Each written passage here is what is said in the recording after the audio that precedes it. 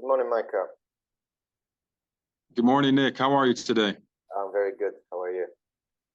I'm doing great. Thank you. Thanks for asking, man. I'm really glad that we're having this opportunity to meet and learn more about each other and discuss the many benefits of mental and emotional well-being.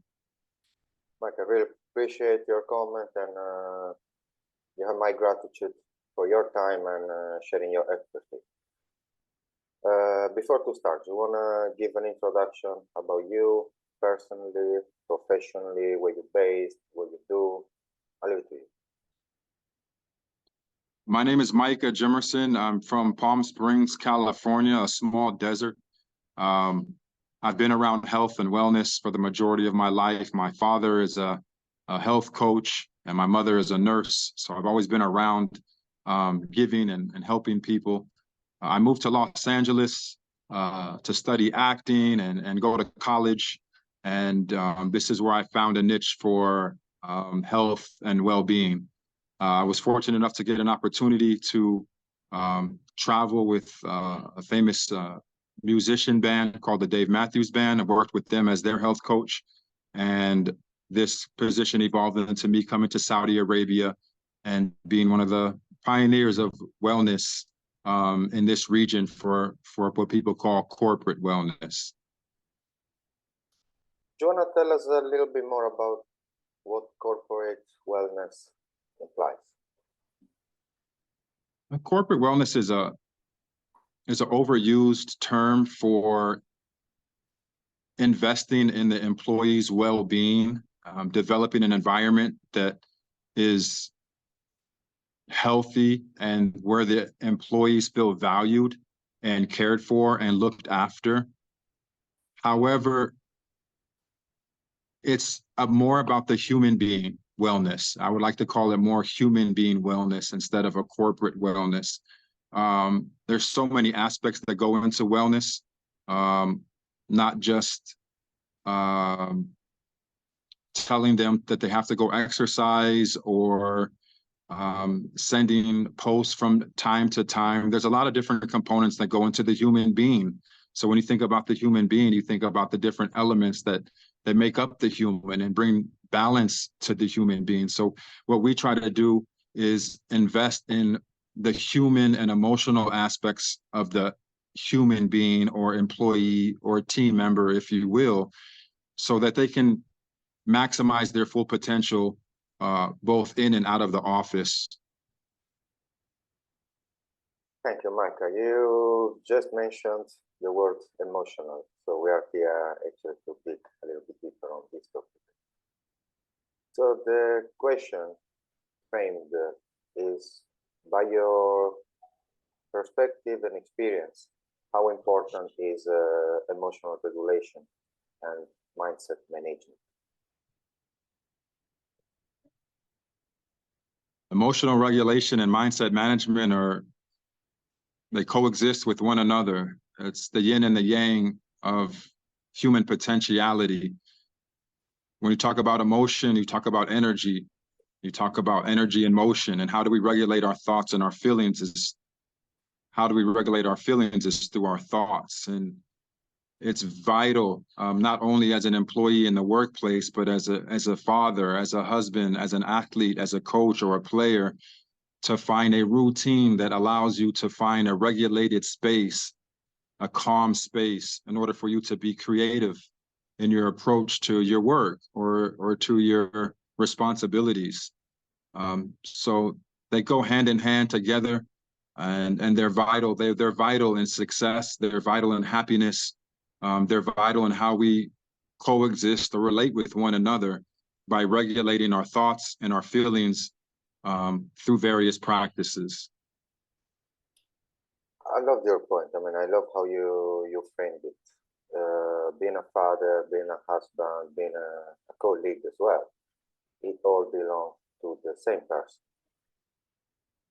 So I would ask now, how personal development can improve professional performance? Personal development is very unique to the individual. some have different gifts and talents and skill sets that somebody else may not have. So I think it's important to understand our weaknesses and be really honest with ourselves and finding out what our weaknesses are. Maybe we're not the best communicator. Maybe we're not the best listener. Maybe we're not the best leaders, and really trying to find out how we can develop those skill sets, and also harness the ones that we are good at. We can always get better. We can always improve upon ourselves and our skill sets. So personal development is an individual journey. It's the responsibility of that individual to find out, once again, what their weaknesses and strengths are and build upon those. We're always in a place where we could improve upon ourselves. They say a wise man knows nothing.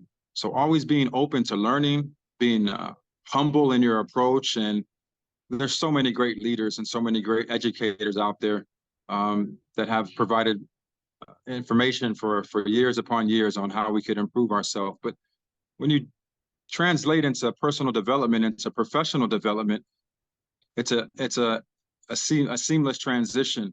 Because when I'm strengthening my communication and my learning and my enthusiasm and my emotional intelligence and my communication, the whole idea is now to practice those ideas in a professional environment. So whether it's your workplace or a meeting, you practice those personal skills so you can present them in a professional environment, and not only in a professional environment, but in the real world environment. And that's how this all translates. It's not just in the workplace. This is in real life and how we deal and coexist with one another. That's what makes this information so vital and so valuable, is that we mirror one another. And so what I want to see the best in myself in you.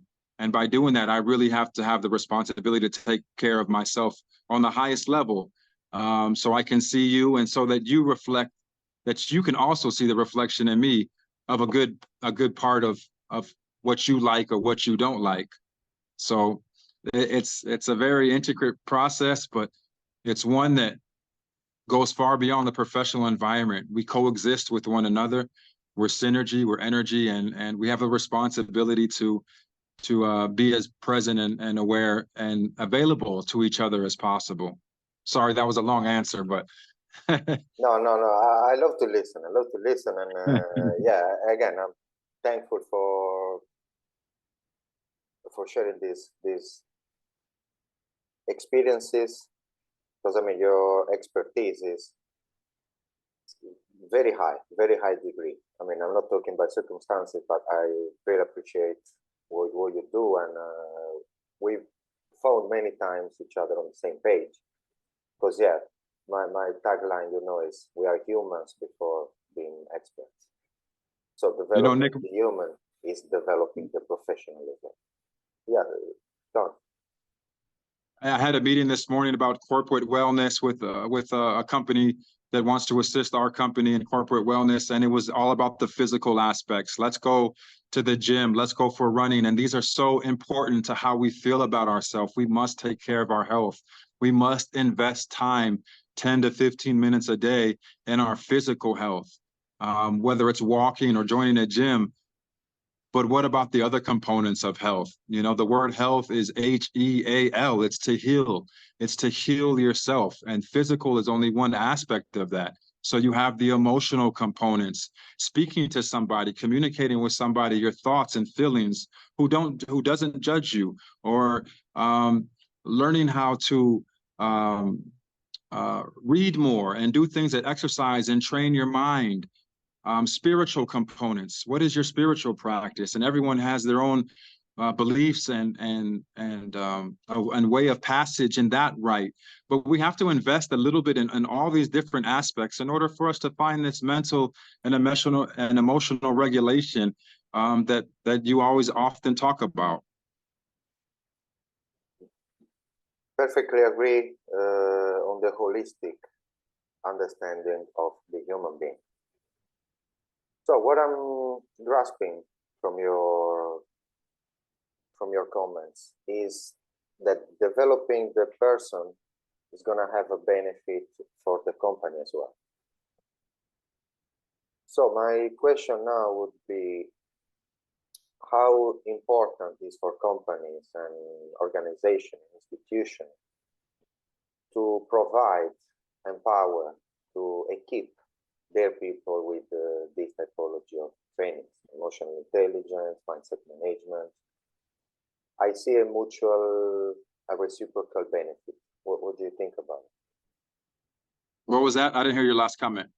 What do you think The last about part. the reciprocal benefit for the person and for the company or institution?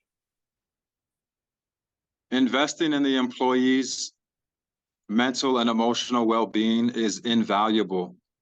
It is something that should be a part of, it's something that should be part of every company in some way, shape, or form. You could take an example of a manager just walking around the offices and just saying, good morning, you know, how are you doing? How was your day? Or you can take something as afternoon yoga for some of the employees in the company. Or you can have a workshop where we bring in a professional like yourself to teach about emotional intelligence to the employees. The idea is that we're invested in your happiness. We're invested in your happiness. You're invested in our company and giving your time and energy to our company and working hard in order to create success. In return, we want to show you that we're invested in your happiness. And that comes in many, many different forms. Some companies decide to give a bonus. Some companies decide to maybe take a trip. There are many, many different ways of showing the employee that you care, but investing in their happiness is a mental and emotional strategy that has to come from professionals. It has to come from a team, and it has to come from a place of unconditional love. It has to come from a place that's very natural. Employees don't like when things are forced on them or feel like they have to do something. It should be part of the values and the structure of the companies. And we're starting to see that more and more in today's day and age.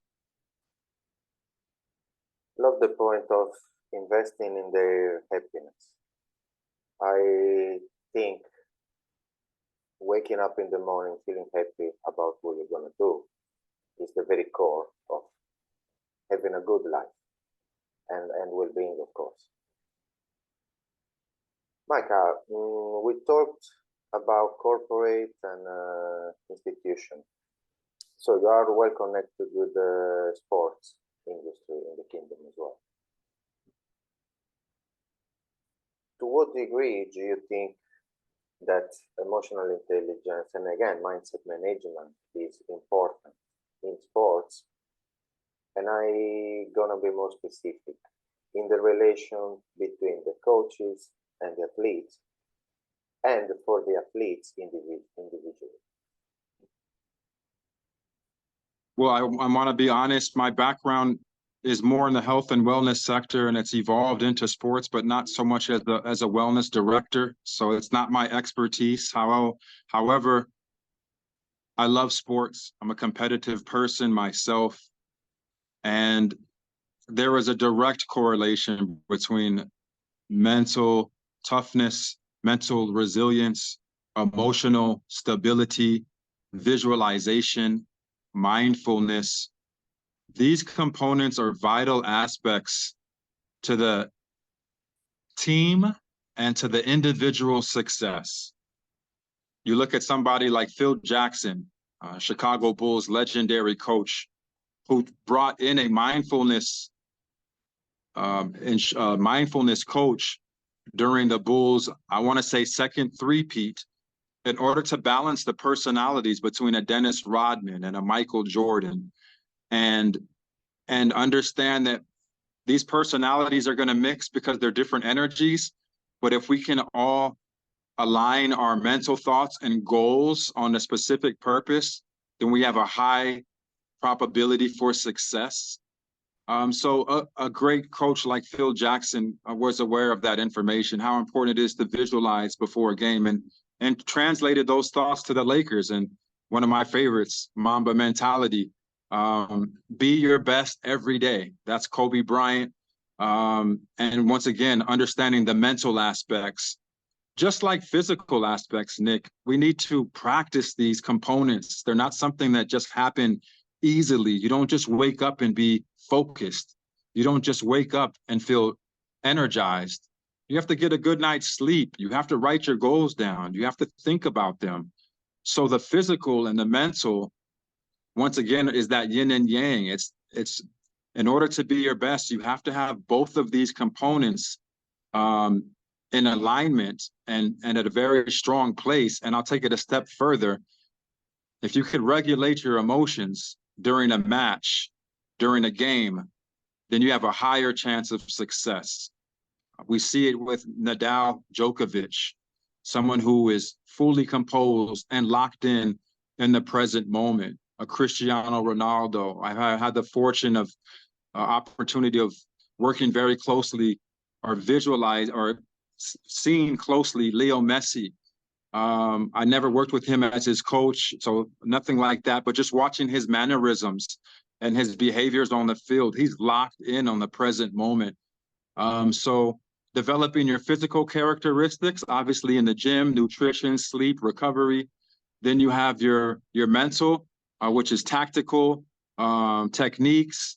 And then you have your emotional, which is your breathing, your visualizing. And that's what makes any player great. They have all three of these, and there's probably more components that make somebody great. And when you get a team that is aligned on those same vibrations, you have a higher chance of success. The coach has a big deal with it. The trainer has a big deal to do with it.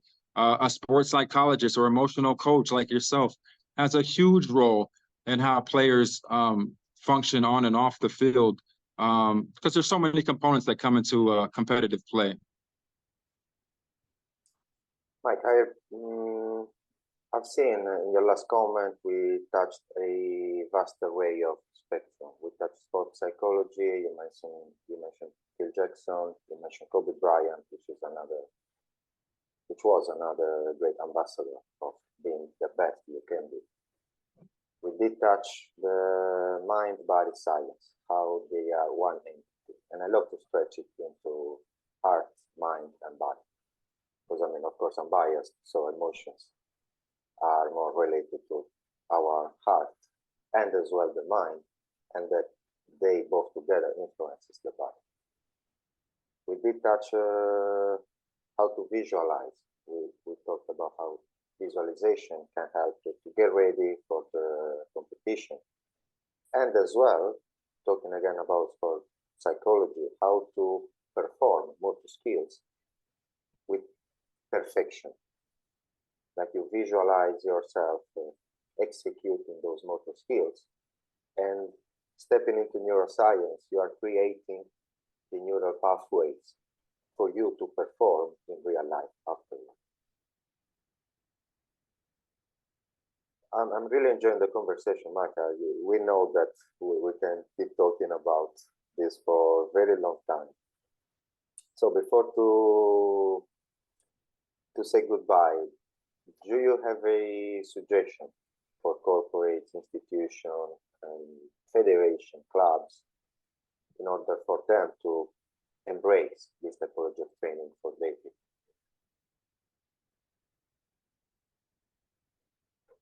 The best investment you can have is in your assets, whether they're players or employees. There are many ways to invest in human potentiality and to educate them and give them the tools to coexist with one another in the competitive or non-competitive environment and allow their human potentiality to flourish with the education and the support and the respect and the value and the love of the team, of the ownership, of the company, is one of the best things that you can do for your establishment.